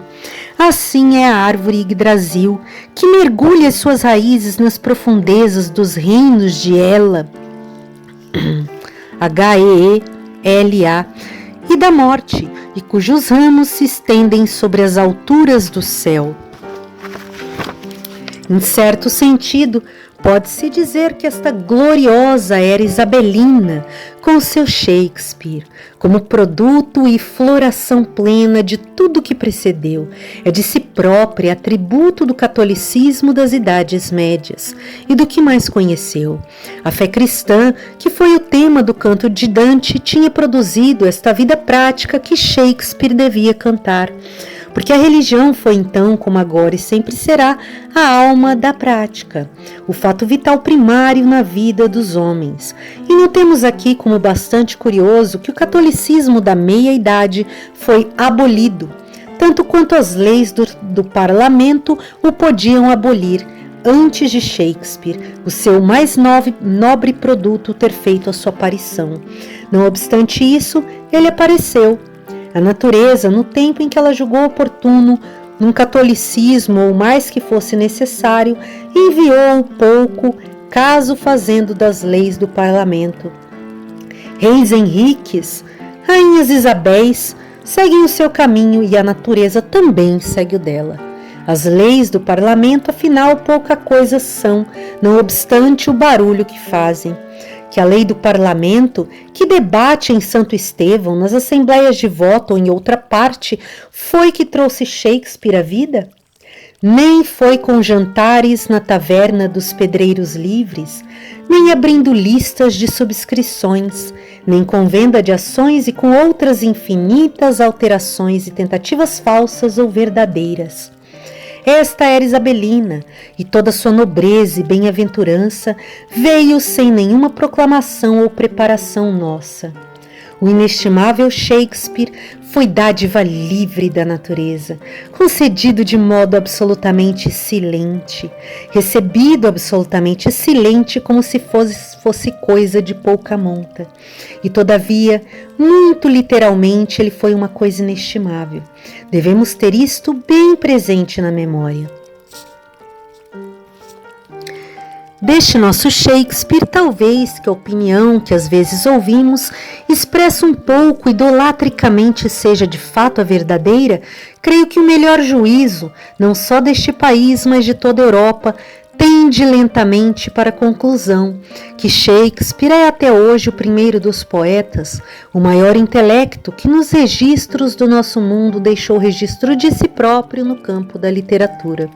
Em suma, não conheço tal poder de visão, tal faculdade de pensamento, se o considerarmos em todos os pontos de vista em nenhum outro homem. Uma profundeza tão calma, uma força tão plácida e alegre, todas as imagens concebidas naquela grande alma, tão verdadeiras e claras como num mar insondável e tranquilo. Tem-se dito que na construção dos dramas shakespearianos, além de todas as outras faculdades, como lhe chamavam, se manifesta uma compreensão igual à que se revela no Novum Organum de Bacon. Isto é verdade, mas não é uma verdade ao alcance de todos. Esta verdade tornar-se-ia mais evidente se nós tentássemos, qualquer de nós por si próprio, ver se dos materiais dramáticos de Shakespeare podíamos chegar ao mesmo resultado a que ele chegou. A casa construída parece-nos tão bem acabada, em tudo como ela deve ser, como se surgisse ali pela sua própria lei e pela natureza das coisas, que nós nos esquecemos da rude e irregular pedreira da qual ela se formou. A própria perfeição da casa, como se a natureza por si mesma tivesse feito, encerra o mérito desse construtor. Perfeito, mais perfeito que nenhum outro homem, nós podemos chamar a Shakespeare nisso. É que ele discerne, conhece como que por instinto as condições sob as quais trabalha, de que materiais dispõe ele próprio, qual é sua própria força e a sua relação para com eles. Não basta para isto um golpe transitório da visão. Requer-se uma iluminação deliberada de toda a matéria, um olho calmamente vidente, um grande intelecto em suma. Como um ser humano de alguma coisa vasta que ele presenciou, constrói uma narrativa, que espécie de pintura e delineação ele faz disso. É a melhor medida que podeis obter do intelecto que o homem tem. Que circunstância vital e deve ficar proeminente? O que é não essencial, digno de ser suprimido, onde está o verdadeiro começo, a verdadeira sequência e fim. Para descortinar tudo isso, é preciso que o ser humano empregue toda a força de visão que há nele. Ele tem de compreender a coisa, e a justeza da sua resposta será de acordo com a profundeza da sua compreensão. É assim que o poreis à prova. Junta-se o semelhante ao semelhante. O espírito de método atua naquela confusão, de modo a que o seu emaranhamento se torne em ordem. Pode o homem dizer, fiat lux, faça-se a luz e do caos fazer um mundo? Precisamente conforme a luz que ele tiver, realizará isto. E também Podemos repetir que naquilo a que eu chamei pintura de retratos, delineamento de homens e coisas, especialmente de homens, é que Shakespeare é grande. Toda a grandeza do ser humano se manifesta decisivamente aqui. É sem par, penso eu, essa calma perspicácia criadora de Shakespeare. A coisa que ele olha não revela esta ou aquela face, mas o seu íntimo coração e o seu segredo genérico. Ela dissolve-se como a luz diante dele, para que ele discirna a sua perfeita estrutura. Criadora, dissemos nós, criação poética, mas que é isto também se não ver a coisa superficialmente? Superficientemente? A palavra que descreve a coisa demanda por si própria da visão clara e íntima da coisa. E não é moralidade de Shakespeare, o seu valor, candura, tolerância, veracidade, a sua inteira força gloriosa e grandeza, aquilo que pode triunfar sobre quaisquer obstáculos, sobre qualquer obstruções que se apresentem. Grande como o mundo, não um espelho deformado, um pobre espelho convexo e côncavo, que reflete todos os objetos com suas próprias convexidades e concavidades, mas um espelho perfeitamente liso, isto é, um ser humano em justa relação com todas as coisas e todos os seres humanos, um ser humano bom. É verdadeiramente um espetáculo maravilhoso como esta grande alma pega em todas as espécies de seres humanos e de objetos. Um Falstaff, um Otelo, uma Julieta, um Coriolano, e Nolo apresenta na sua perfeita configuração um amoroso, justo, um irmão igual de todos, o Novum Organum. E toda a inteligência que se encontra em Bacon é de origem inteiramente secundária, pesado, material e pobre em comparação com isto. Entre os homens modernos, quase nada se encontra em rigor da mesma categoria. Desde os dias de Shakespeare, só Goethe é que me faz lembrar essa altura. Dele também se pode dizer que via o objeto, e dizer também aquilo que ele mesmo dizia de Shakespeare. Abre aspas. Os seus personagens são como relógios com mostradores de cristal transparente. Eles mostram-nos a hora como os outros, mas o seu maquinismo interno também é perfeitamente visível. Fecha aspas. O olho vidente. É este que descobre a íntima harmonia das coisas, aquilo que a natureza quer significar. Que ideia musical a natureza tem encerrado dentro destas incorporações muitas vezes rudes? Alguma coisa ela quer significar. Para o olho vidente, essa alguma coisa é discernível. São coisas vis. Miseráveis? Podemos rir-nos sobre elas, podemos chorar sobre elas, podemos de algum modo ou de outro relacionarmos genialmente com elas. Podemos pelo menos silenciar sobre elas, desviar o nosso rosto e o rosto de outros delas, até que chegue a hora de praticamente as exterminarmos e extinguirmos. No fundo, o primeiro dom do poeta, assim como de todos os seres humanos, é que tenha bastante intelecto. Será um poeta se o tiver, um poeta em palavras, ou faltando-lhe isso, talvez ainda melhor, um poeta nos atos, e ele escrever ou não, quer em prosa, quer em verso, dependerá de acidentes, de inesperado, por vezes do inusitado, quem sabe de que acidentes eternamente triviais, talvez de ter tido um professor ou professora de canto, de lhe terem ensinado a cantar na sua infância, a pintar na sua infância, mas a faculdade que habilita um ser humano a discernir o íntimo do coração das coisas e a harmonia que ali demora, abre aspas, porque tudo o que existe tem uma harmonia no seu próprio coração, senão não se poderia sustentar e existir, fecha aspas.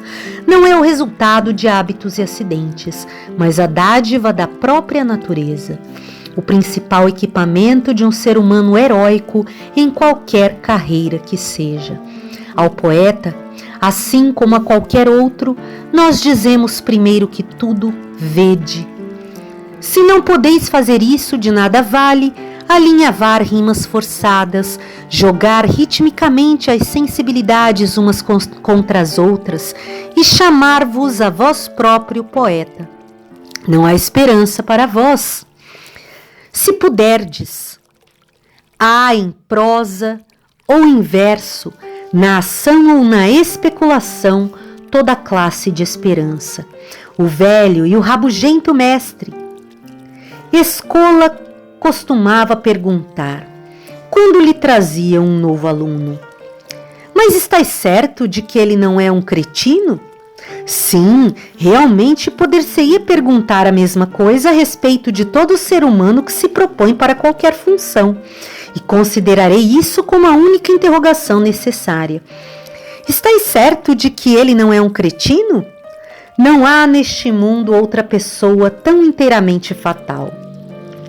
Porque, de fato, afirmo que o grau de visão que um ser humano possui é a medida exata do ser humano. Se me chamassem para definir a faculdade de Shakespeare, eu diria superioridade de intelecto e creio que sob isso tinha incluído tudo. O que são realmente faculdades?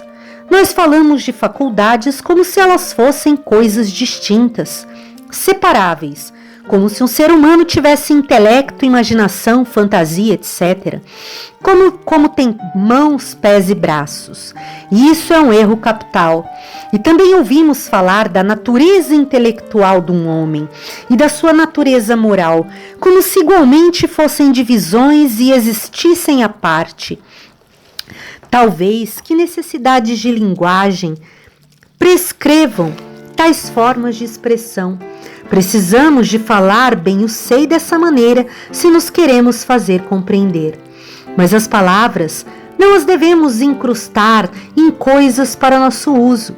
Parece-me que a nossa apreensão do assunto é, na sua maior parte, radicalmente falsificada com isto. Devemos saber, acima de tudo, e conservá-lo para sempre no espírito, que essas divisões no fundo não são senão nomes, que a natureza espiritual do ser humano, a força vital que habita nele, é essencialmente una e indivisível, que aquilo a que nós chamamos imaginação, fantasia, compreensão e assim por diante, são apenas figurações diferentes do mesmo poder de visão, ligadas todas indissoluvelmente umas com as outras, fisionomicamente aparentadas, que se conhecêssemos uma delas, podíamos conhecê-las todas. A própria moralidade, aquilo que chamamos qualidade moral do ser humano, que é ela senão outro lado da única força vital pela qual ele existe e trabalha? Tudo que um ser humano faz é fisionomicamente dele. Podeis ver como um ser humano combate pela maneira como ele canta. A sua coragem, ou falta de coragem, é visível na palavra que profere, na opinião que formou, não menos no golpe que ele desfecha. Ele é uno e revela a mesma personalidade em todos os seus atos. Sem mãos, um ser humano pode até ter pés e pode ainda andar, mas considerai, sem moralidade o intelecto seria impossível para ele. Um ser humano inteiramente imoral não poderia conhecer absolutamente nada. Para conhecer uma coisa, aquilo que nós podemos chamar conhecer, um ser humano precisa primeiro de amar a coisa, simpatizar com ela, isto é, estar virtuosamente irmanado com ela. Se ele não possui a retidão de calcar o seu próprio egoísmo em cada encruzilhada, a coragem de sustentar a verdade perigosa em cada encruzilhada, como poderá ele conhecer? As suas virtudes, todas elas ficarão registradas no seu conhecimento. A natureza, com a sua verdade, permanece para os maus, para os egoístas e pusilânimes, para sempre um livro selado. O que esses podem conhecer da natureza é baixo, superficial, mesquinho, apenas para os usos do dia. Mas não conhece a própria raposa alguma coisa da natureza? Sim, Senhor, Ela sabe onde os gansos se alojam. A raposa humana, muito frequentemente em toda parte do mundo, que mais faz ela senão isto, e parecido com isto? E até devemos também considerá-lo, que se a raposa não tivesse certa moralidade vulpina, ela não podia nem sequer saber onde os gansos estavam, quanto mais atirar-se aos gansos. Se ela gastasse todo o seu tempo em reflexões esplenéticas e atrabiliárias sobre a sua própria miséria, sobre o maltrato que a natureza, a sorte, outras raposas lhe dão e assim por diante, e não tivesse coragem, prontidão, praticabilidade, outros dotes e graças vulpinas, ela não apanharia gansos. Podemos também dizer que a raposa, que a sua moralidade e visão são da mesma dimensões, faces diferentes da mesma unidade interna da vida vulpina. Vale a pena enunciar estas coisas, porque o contrário delas age com efeitos múltiplos e perniciosos nos nossos dias. Quaisquer limitações, modificações que elas requeiram, deixo a vossa consciência supri-las. Se eu digo, portanto, que Shakespeare é o maior dos intelectos, tenho dito tudo o que respeita a ele. Mas há mais no intelecto de Shakespeare do que nós até agora temos visto. É aquilo a que eu chamo o intelecto inconsciente. Há mais virtude nessa espécie de intelecto do que o próprio Shakespeare sabia que houvesse. Numa bela observação, Novalis diz que aqueles dramas seus são também produtos da natureza, profundos como a própria natureza. Acho uma grande verdade neste dito. A arte de Shakespeare não é artifício. Os seus valores mais nobres não estão ali por plano ou por arranjo prévio. Ela irrompe do próprio seio da natureza, através dessa alma nobre e sincera que é uma voz da natureza. As mais longínquas gerações de seres humanos encontrarão novos sentidos em Shakespeare, novas elucidações sobre o seu próprio ser humano, delas, novas harmonias com a infinita estrutura do universo, concordâncias com ideias posteriores a ele, afinidades com os altos poderes e sensibilidades do homem. Isto merece ser bem meditado.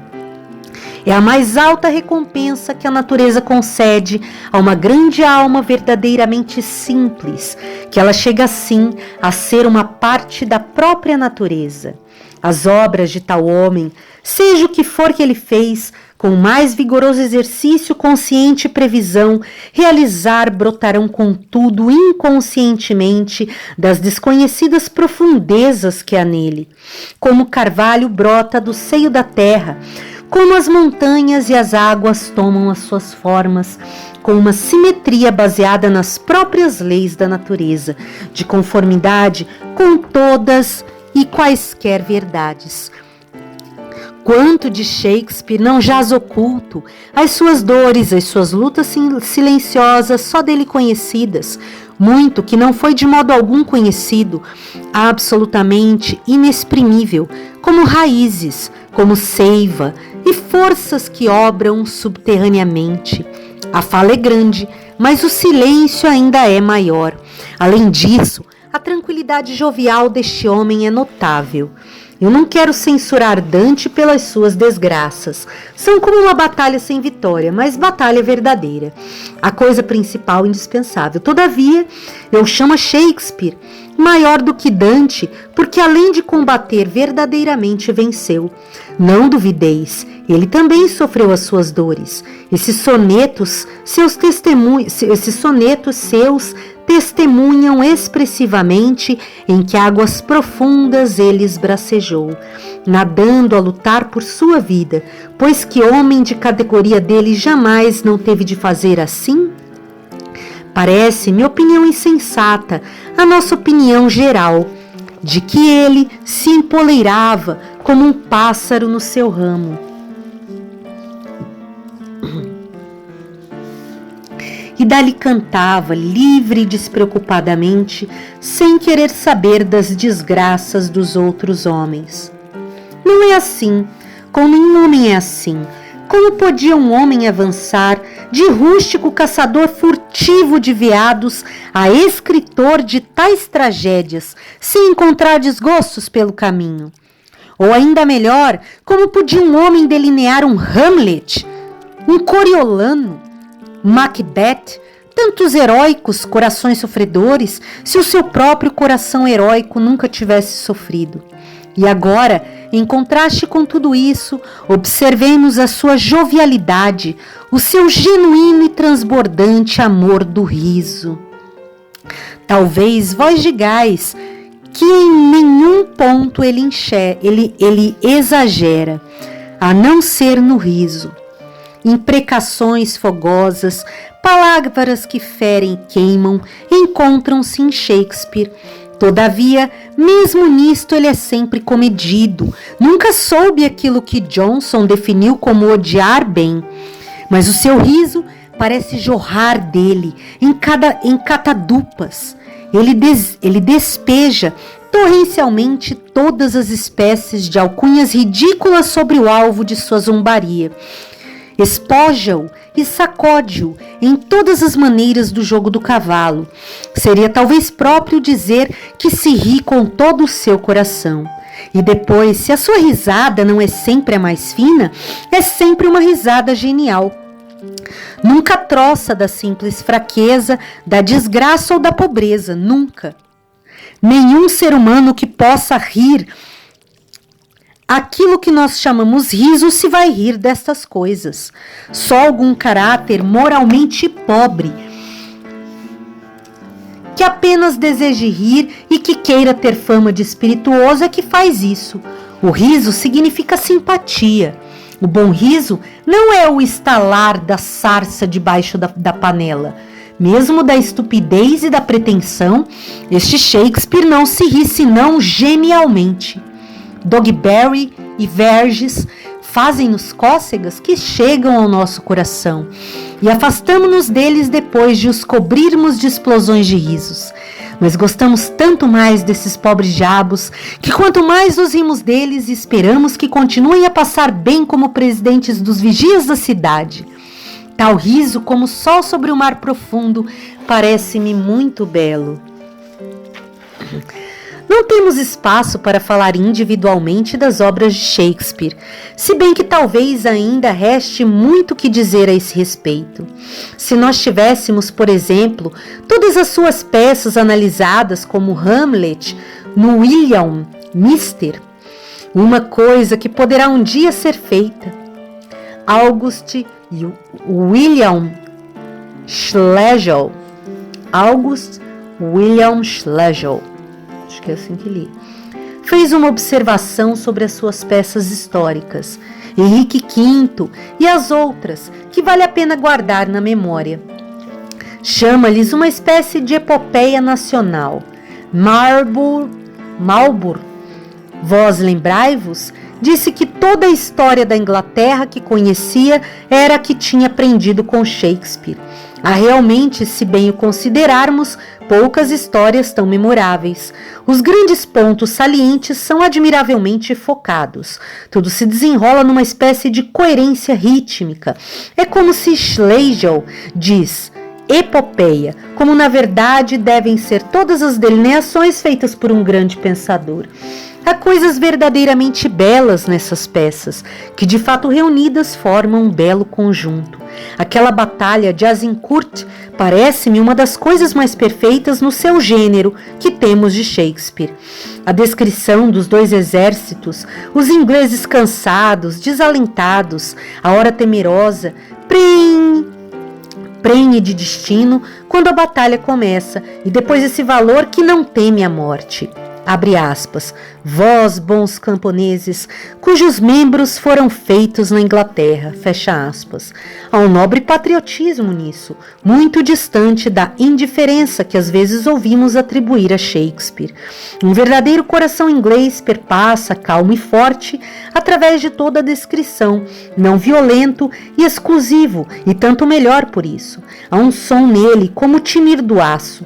Este homem também era capaz de combater o rijo, se a sorte o tivesse feito soldado. Mas devo dizer acerca das obras de Shakespeare em geral que não encontramos nelas a expansão plena da sua intimidade, mesmo tão plena como encontramos em muitos escritores. As suas obras são como tantas janelas, através das quais nós vemos um relance do mundo que ele tinha dentro de si. Todas as suas obras parecem, comparativamente falando, apressadas e imperfeitas, escritas sobre circunstâncias aperreadas, dando só aqui e ali uma nota da plena exuberância do homem. Passagens que nos deslumbraram como o esplendor do céu, irradiações súbitas que nos iluminam o próprio coração da coisa. A gente diz, isto é verdade, falado de uma vez para sempre, em todo tempo e em qualquer lugar que haja uma alma humana aberta, será isto reconhecido como verdade. Tais irradiações, porém, fazem-nos sentir que a matéria que as rodeia não é radiante, que é em parte temporária, convencional.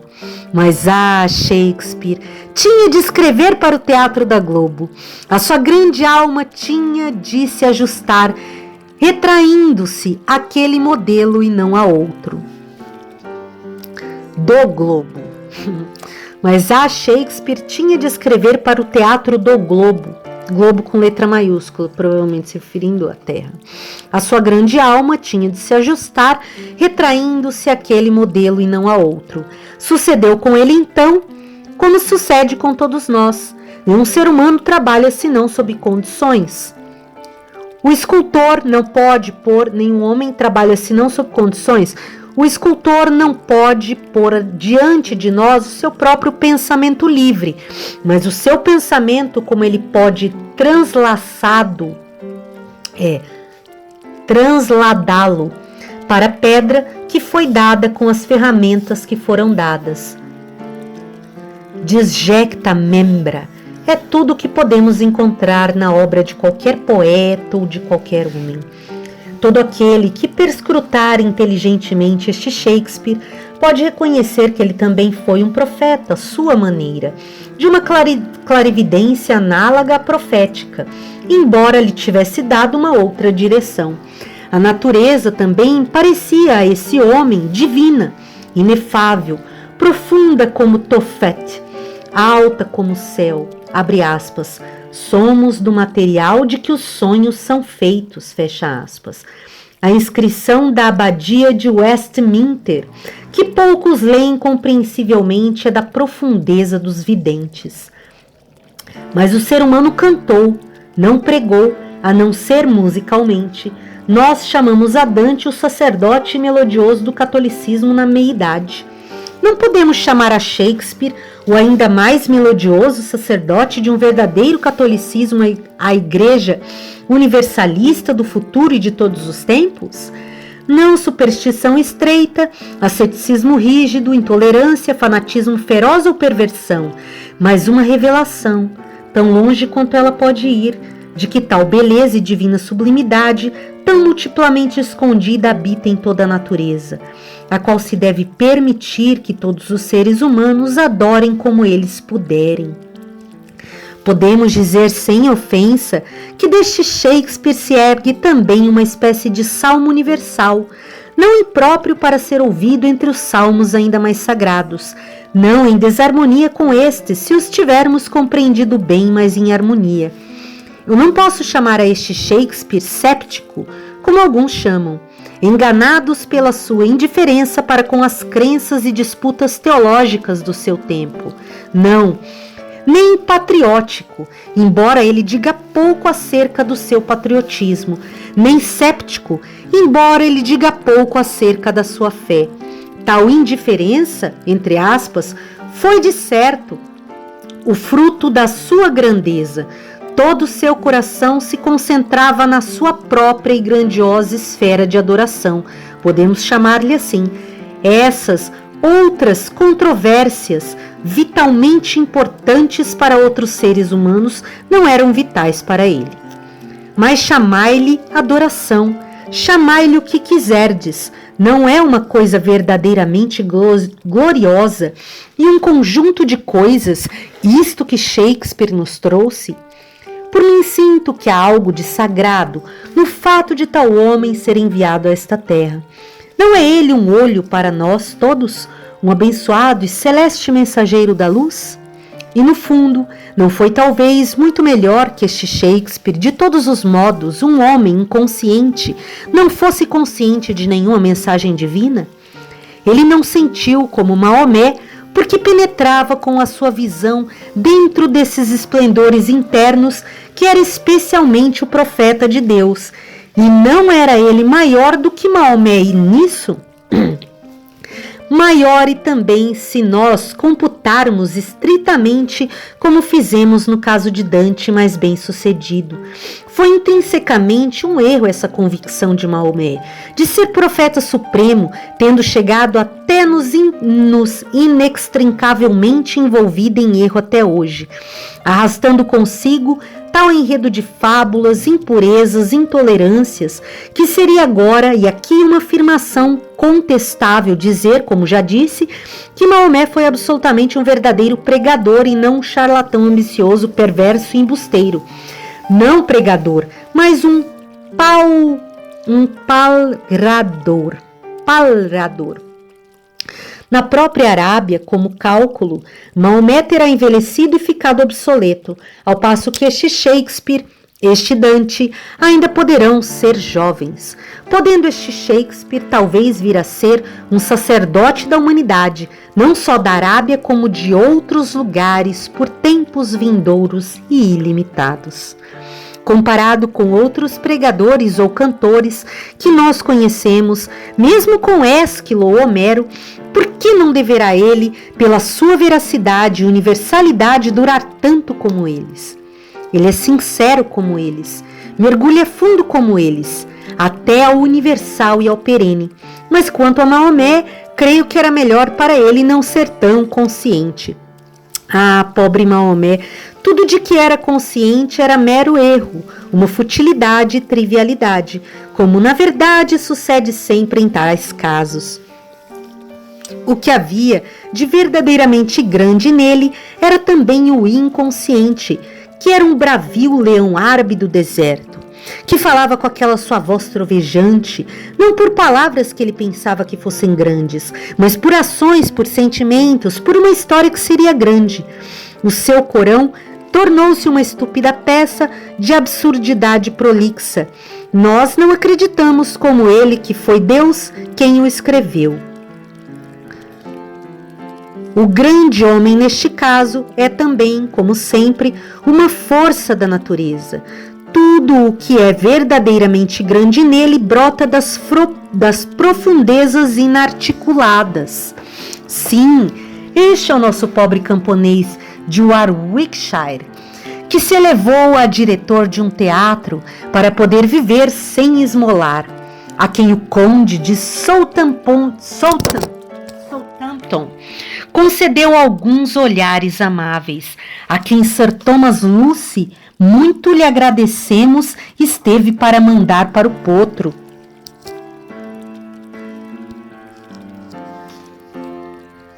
Nós não consideramos um Deus como Odin, enquanto ele viveu entre nós. Sobre este ponto haveria muito que dizer, mas direi antes ou repetirei.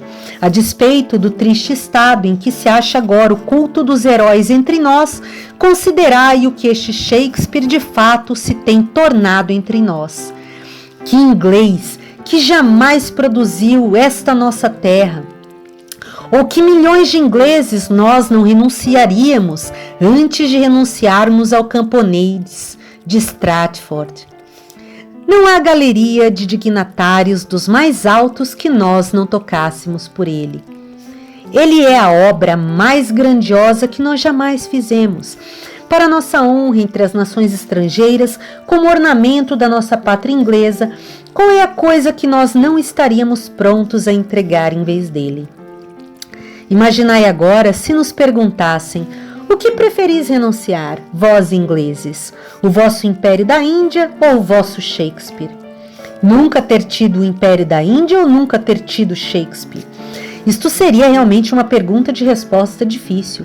O mundo oficial responderia sem dúvida em linguagem oficial, mas nós, por nossa parte, não seríamos também forçados a responder.